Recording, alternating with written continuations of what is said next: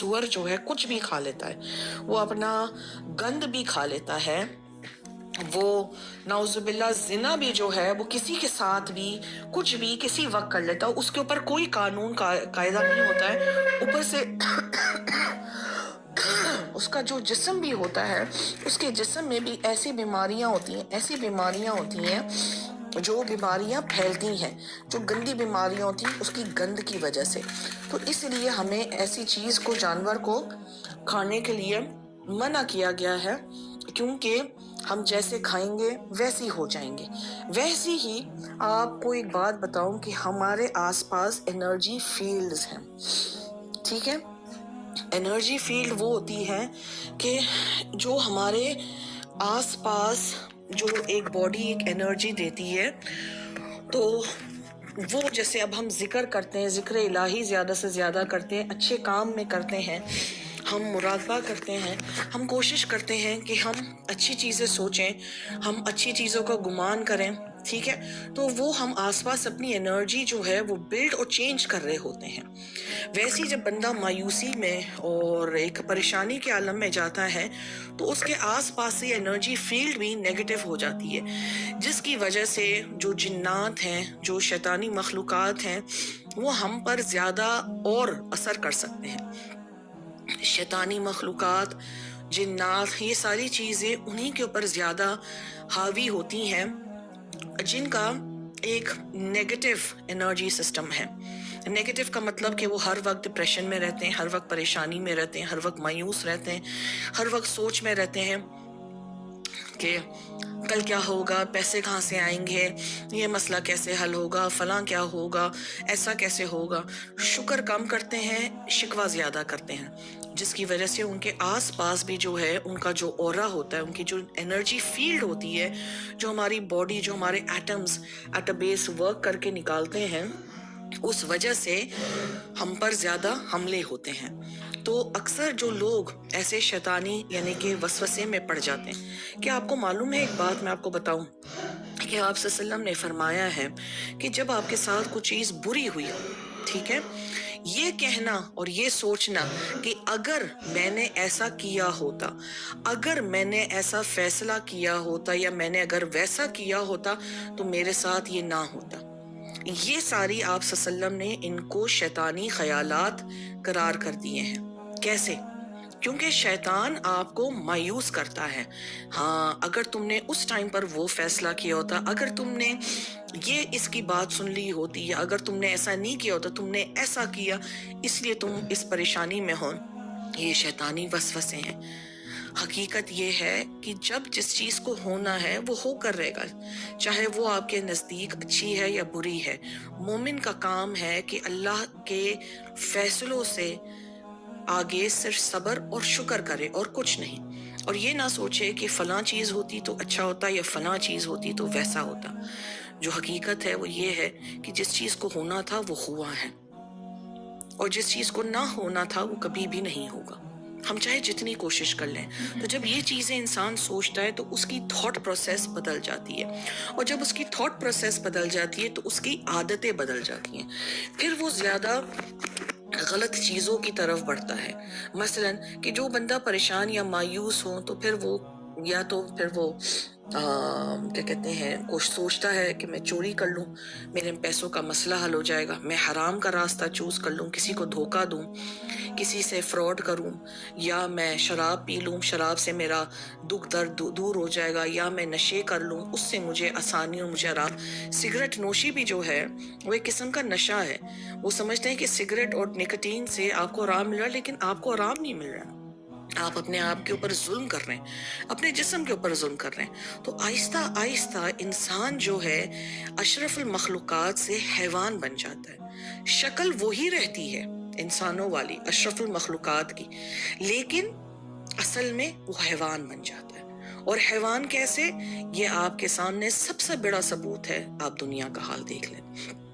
فلسطین میں باقاعدہ انسان کے قیمے ہوئے ہیں, لیکن لوگوں نے میکڈونلڈز, KFC, پیپسی, کوک, ان سب چیزوں کو جب بھی بوائیکاٹ نہیں کیا, ٹھیک ہے، باقاعدہ آس پاس آپ اپنے گھروں میں دیکھیں کتنے خون ہوتے ہیں. ابھی حال ہی میں ایک واقعہ آیا تھا، پتہ نہیں ہری پور کا تھا یا ہزارے کا تھا. اس میں بتایا تھا کہ ایک دیور آیا ہے جب گھر کے اندر، اس کی بھابھی، اس کا بھائی نہیں تھا اور کوئی بچے سب اسکول میں نہیں تھے. وہ ایک تیز دھار چھری لے کر آیا ہے اور اس کا گلا اس نے کاٹ دیا اور باہر کھڑا ہوا اور چیخ رہا ہے لوگوں کو کہ ہاں میں نے قتل کر دیا کیونکہ یہ گستاخ رسول تھی صلی اللہ علیہ وسلم. کیا یہ ہمیں حکم دیا گیا اللہ کی طرف سے؟ اصل میں تو بات کچھ اور تھی، بات تو کوئی اور تھی، کوئی اور آپس میں ٹھسن تھی. لیکن دیکھیں کیا ہوا کہ نبی کریم صلی اللہ علیہ وسلم کے اوپر جب طیف کے لوگوں نے، بدبخت لوگوں نے آپ کے اوپر، میں اس واقعے کا ذکر بھی نہیں کر سکیں، سب کو پتہ ہے. تو آپ صلی اللہ علیہ وسلم کے پاس جب جبرائیل امین علیہ السلام اور آپ نے فرمایا کہ میں دونوں پہاڑ ابھی کے ابھی ان کے اوپر ختم کر دوں اور ان کو ختم کر دوں، تب ہمارے نبی کریم صلی اللہ علیہ وسلم نے تب بھی معافی ان کو دے دی اور ان کے لیے رحمت کی اور ہدایت کی دعا کری. تو جب ہم محبت رسول صلی اللہ علیہ وسلم کے بارے میں بات کرتے ہیں اور اعمال کرتے ہیں شیطانوں کی طرح، تو پھر بتائیے کہ اگر ہم خسارے میں نہیں جائیں گے تو ہم اور کدھر جائیں گے؟ ہم انسان کے نام میں بھیڑیے ہو گئے، ہم انسان کے نام پر حیوان ہو گئے، ہم انسان کے نام پہ کتے اور خنزیر ہو گئے، جن کا ایک ہی مقصد ہے پیسہ پیسہ پیسہ. ہمیں نہ رشتوں کا احترام رہا ہے، ہمیں نہ بڑے بوڑھے کا احترام رہا ہے، ہمیں نہ مرد عورت بچے کا احترام رہا ہے، ہمیں نہ اللہ قرآن یا رسول صلی اللہ علیہ وسلم کا احترام رہا ہے. ہمیں اگر احترام رہا ہے تو صرف یہ کہ کس کے پاس زیادہ پیسہ ہے، کس کے پاس زیادہ طاقت ہے، کس کے پاس سے ہمیں زیادہ دنیاوی فائدہ ہوگا اور کس کے پاس سے ہمیں کچھ ملے گا.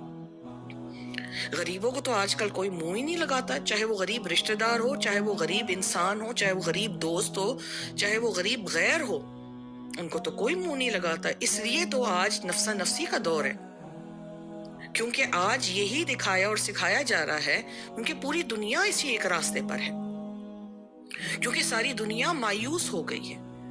ہر بندہ جو ہے وہ دوڑ رہا ہے ایک ایسی حقیقت کے اوپر جو چمکتی ہوئی ہے. ایک مجھے یاد ہے ایلیومیناٹی کا میں کوئی ایک سیریز دیکھ رہی تھی، تو جو ایلیومیناٹی اور یہ جو فری میسنز ہیں وہ ہمیشہ ایک بات بولتے ہیں اپنے اسٹوڈنٹس کو کہ دنیا کو یعنی کہ distract them with lots of lights and sounds. ٹھیک ہے، اینڈ دیٹس اٹ، وہ لائٹس اینڈ ساؤنڈس. تو اگر آپ دیکھیں سرکس، شروع میں بچپن میں ہم لوگ بہت چھوٹے تھے، ہم جاتے تھے تو سرکس کے باہر جو ٹینٹ ہوتا تھا بہت سی لائٹس، وہ ایک لائٹ ہوتی تھی جو راؤنڈ اینڈ راؤنڈ جاتی تھی اور بہت سا ساؤنڈ ہوتا تھا اور بہت سے ایسی لائٹس اور روشنی ہوتی تھی، تو بندہ اس کے اندر ایک دم سے نا انٹرانس اور ہپنوٹائز ہو جاتا تھا.